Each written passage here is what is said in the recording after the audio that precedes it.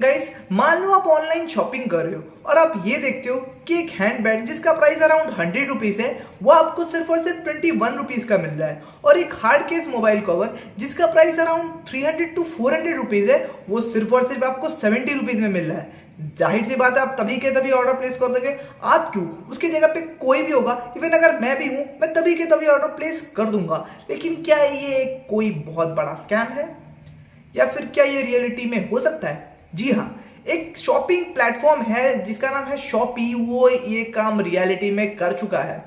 लेकिन अब बहुत लोग जल्दी से इन्फ्लुएंस होंगे, जल्दी से आएंगे प्ले स्टोर पे और फटाफट शॉपिंग करना चालू कर देंगे।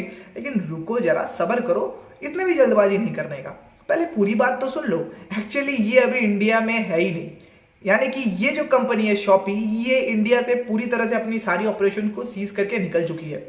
लेकिन इसके पीछे का रीजन क्या है? एक इतनी बड़ी इंडिया में, आपको पता होगा, ये एक बहुत बड़ा मार्केटिंग हब बन सकता है। ऑनलाइन शॉपिंग का इतनी ज्यादा ट्रेंड है, अभी लोग फटाफट शॉपिंग कर रहे हैं, तो इस कंपनी का भी बहुत बड़ा फायदा हो सकता था। और मैं आपको एक पते की बात बताता हूँ, शॉकिंग फैक्ट बताता हूँ। ये जो शॉपी ऐप है, ये 2020 यानी कि कोविड ईयर में इस कंपनी ने 1.78 बिलियन डॉलर्स का रेवेन्यू जनरेट किया था, around 178 crore rupees revenue generate किया था 2020 में। मतलब समझ लो कोविड टाइम पे, जहां पे मतलब लॉकडाउन था, कंपनी वगैरह बंद हो रही थी, उस ईयर में ये कंपनी ने इतना ज्यादा जनरेट किया था।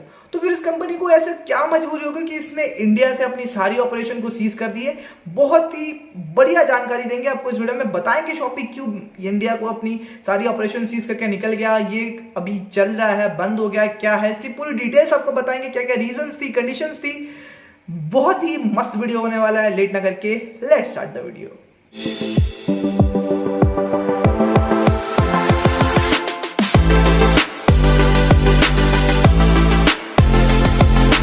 तो गाइस, हम बात कर रहे थे शॉपी एप्लीकेशन की। तो ये शॉपी एप्लीकेशन है, ये एक ऑनलाइन शॉपिंग प्लेटफॉर्म है लाइक Amazon एंड फ्लिपकार्ट, जो इंडिया में लॉन्च हुआ था अराउंड नवंबर 2021 में। और इसके लॉन्च होते ही इंडिया में अराउंड 2 to 3 मंथ्स के अंदर इससे 40 मिलियन एक्टिव यूजर आ गए थे। और इसका रीजन सिर्फ एक, 300 से 400 में मिलने वाली चीजें 70 से 80 रुपए में मिल रही थी। ये जो शॉपी कंपनी है, ये एक सिंगापुर बेस्ड कंपनी है जिसका हेडक्वार्टर वगैरह सब कुछ सिंगापुर में है। अब लेकिन ये कंपनी का ऐसा क्या वजह थी कि 300 में 400 में मिलने वाली चीजों को ये 70 से 80 रुपए में बेच रहा था? अब मेरे को इस कंपनी के बारे में या फिर इस एप्लीकेशन के बारे में पता कैसे चला? अब देखो, मैं ऐसे ही गूगल पे ना एक दिन सर्फ कर रहा था, तो मेरे को शॉपी एप्लीकेशन का एडवर्टाइजमेंट दिखा और मैंने देखा कि चीजें ऐसे सस्ते में मिल रही है। क्यूरियोसिटी में मैंने इसको डाउनलोड कर दिया।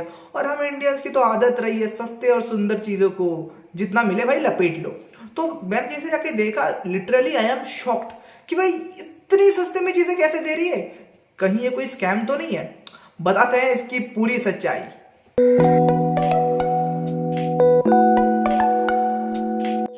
कहानी शुरू होती है तब से जब से शॉपी इंडिया में लॉन्च हुआ, यानी कि नवंबर 2021 में। जैसे ही शॉपी इंडिया में लॉन्च हुआ, शॉपी ने ये देखा कि इंडिया में फ्लिपकार्ट और Amazon बहुत ज्यादा फेमस है और लोग इन पे बहुत ज्यादा ट्रस्ट करते हैं। बाकी एप्लीकेशन भी है, लेकिन Amazon अपनी प्राइम मेंबरशिप ऑफर करता है, फ्लिपकार्ट प्लस मेंबरशिप ऑफर करता है। इससे क्या होता है, लोगों के पास चीजें जल्दी पहुंचती है, कैशबैक ज्यादा से ज्यादा मिलते हैं, तो लोग इन पर ट्रस्ट करते हैं, इसीलिए मेंबरशिप लेते हैं।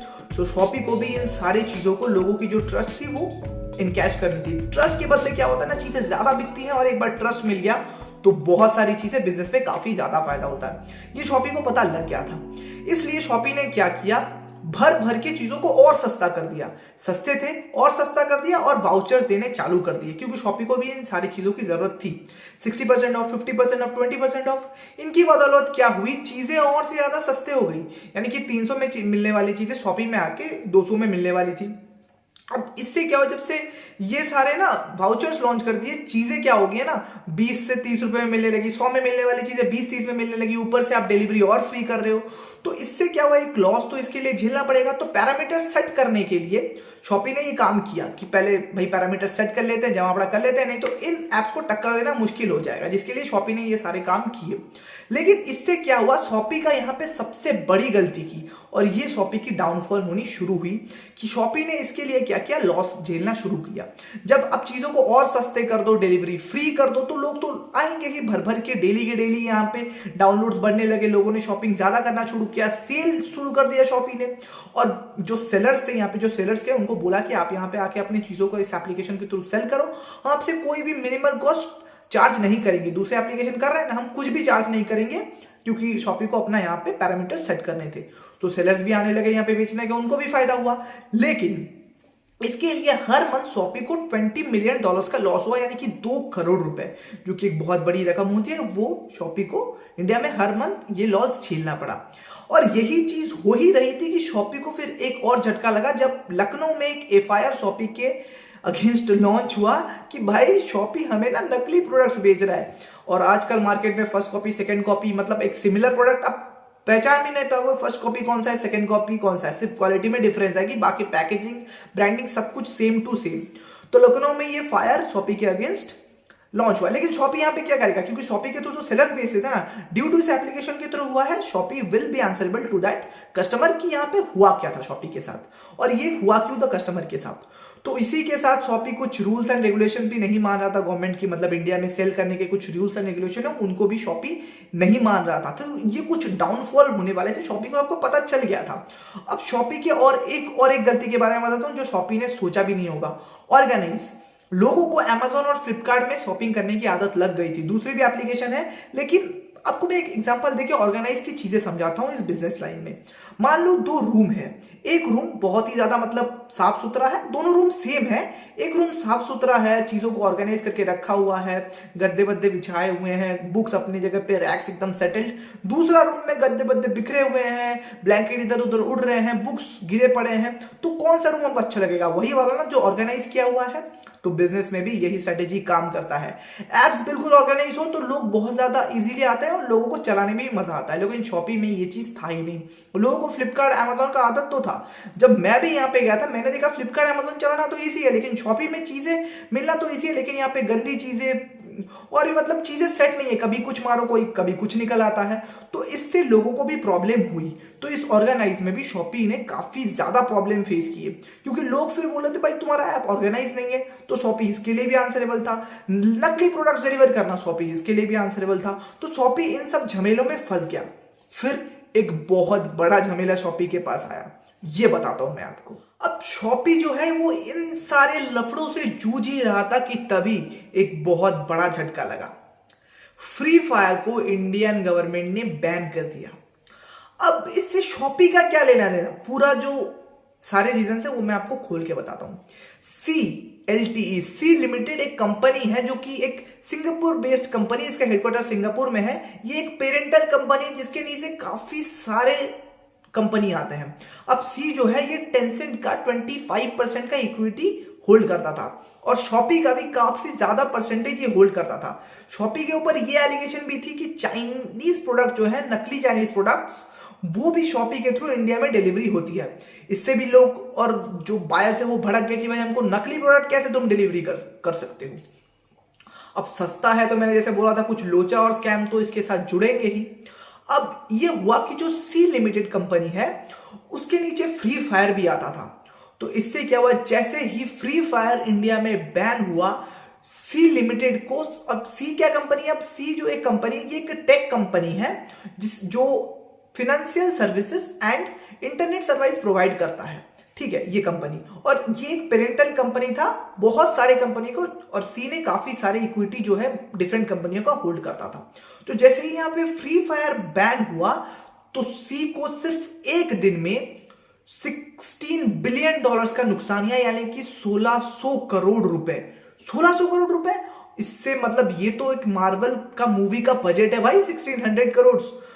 तो इतना ज्यादा लॉस होने के बाद अब आपको पता होगा इंडिया में कितने लाखों प्लेयर्स फ्री फायर खेलते थे।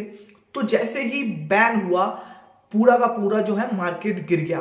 अब इसके नीचे शॉपी भी आता था, तो शॉपी को पता चल गया था कि भाई अब इंडिया में हमारा पत्ता कटने वाला है। इससे पहले शॉपी ने अपने जो ऑपरेशंस थे वो फ्रांस से शट डाउन किए थे। ठीक है, अक्टूबर में फ्रांस ने अपनी फ्रांस से सारी जो ऑपरेशंस है वो शॉपी ने सील करके बाहर आया और सीधा इंडिया में घुस गया। भाई लॉस नहीं झेलेंगे, एक कंट्री से निकाला गया, लात मार के फ्रांस से निकाला था, फिर इंडिया में घुस गया। लेकिन शॉपी को पता चल गया था कि भाई अब इंडिया से भी पत्ता कटने वाला है, क्योंकि वहां पे चाइनीज मतलब चाइनीज एप्स होने के लिए इंडिया गवर्नमेंट यहाँ पे फटाफट बैन करी थी। इंडिया गवर्नमेंट स्ट्रांग हो गई थी कि इन सब एप्स को बैन करना है due to security purpose of India. तो अब इससे क्या हुआ कि शॉपी को पता था अब कटने वाला है, तो शॉपी ने मार्च में ये डिक्लेयर किया हम अपनी सारी ऑपरेशंस जो है वो भी इंडिया से सील कर रहे हैं। अब शॉपी है वो 5 महीनों में, क्योंकि इंडिया में शॉपी 6 महीने टिका था, तो 5 महीने में इंडिया में शॉपी ने करीबन $400 मिलियन का नुकसान ऑलरेडी कर चुका था। ये लॉस में देके ये वाउचर्स के चक्कर में शॉपी ऑलरेडी लॉस में झेल चुका था। शॉपी सोच लिया था कि अब पत्ता हमारा कटने वाला है, इंडिया पे हम टिक नहीं सकते। और वहां पे पेरेंटल कंपनी सी होने के नाते कुछ एक बहुत बड़ा इक्विटी स्ट्रक्चर होल्ड करता था ना शॉपी का, लेकिन वो क्या हेल्प करेगी, वो तो खुद प्रॉब्लम में है। 1600 करोड़ रुपए तो मतलब सी का खुद लॉस हो गया फ्री फायर बैन होने के साथ, तो यहाँ पे सी भी कुछ नहीं कर सकता था। तो शॉपी को पता था पत्ता कटने वाला है, तो शॉपी ने क्या किया, मार्च में ये डिक्लेयर किया हम अपनी जो सारी ऑपरेशन है वो सील कर रहे हैं इंडिया से। अब लेकिन ये क्यों किया, इससे पहले शॉपी फ्रांस से भी अपनी सारी ऑपरेशन सील किया था इन अक्टूबर 2021। धक्के मार के निकाला था फ्रांस ने और फिर इंडिया में घुस गया। मतलब कुछ भी हो, एक कंट्री से निकाला गया दूसरे कंट्री में घुस गया, मतलब लॉस नहीं झेल सकते ना। अब सेम केस इंडिया में भी, डुप्लीकेट चीजें ये वो चाइनीज करेक्शन, तो शॉपी ने बोला कि भाई अब निकलना पड़ेगा, यहां से पत्ता कटने वाला है। और इंडियन गवर्नमेंट तो बैन कर ही रही थी ड्यू टू सिक्योरिटी रीजन, तो इन सब के लिए शॉपी ने बोला कि भाई छोड़ो। और मई तक शॉपी ने अपनी सारी स्टेट से जो ऑपरेशन थी वो बिल्कुल सारी सील करके निकल गई। शॉपी ने ये बोला जो भी मतलब जो पेमेंट्स ड्यू हैं वो हम क्लियर कर देंगे, जितने भी एक्सचेंज वगैरह है वो कंप्लीट कर देंगे, लेकिन आप कोई भी नया ऑर्डर प्लेस नहीं कर पाओगे। अगर आप अभी जाके प्ले स्टोर पे देखो तो शॉपी आपको नहीं मिलेगा, गूगल से अगर डाउनलोड कर भी लेते हो तो आप चला नहीं पाओगे, क्योंकि शॉपी ने सारी ऑपरेशन को इंडिया से सीज कर लिया है। ये थी शॉपी की पूरी कहानी कि शॉपी इंडिया में घुसा कैसे, एक्टिव यूजर्स लिए कैसे, और कैसे सस्ते चीजों के बेचने के चक्कर में शॉपी ने ये सारे डाउनफॉल फेस किए और इंडिया पे आखिरकार शॉपी को बैन होना पड़ा। तो इससे क्या पता चलता है कि सही रास्ते से काम करना चाहिए। ऑर्गेनाइज का काफी ज्यादा मैटर करता है अगर बिजनेस वगैरह कर रहे हो आप। तो ये काफी एक इन्फॉर्मेटिव वीडियो था। वीडियो अच्छी लगी है तो जरूर से लाइक कर देना। इस तरह की इन्फॉर्मेटिव वीडियोस के लिए मेरे चैनल को सब्सक्राइब कर देना। Thank you so much for watching. Goodbye and Jai Hind.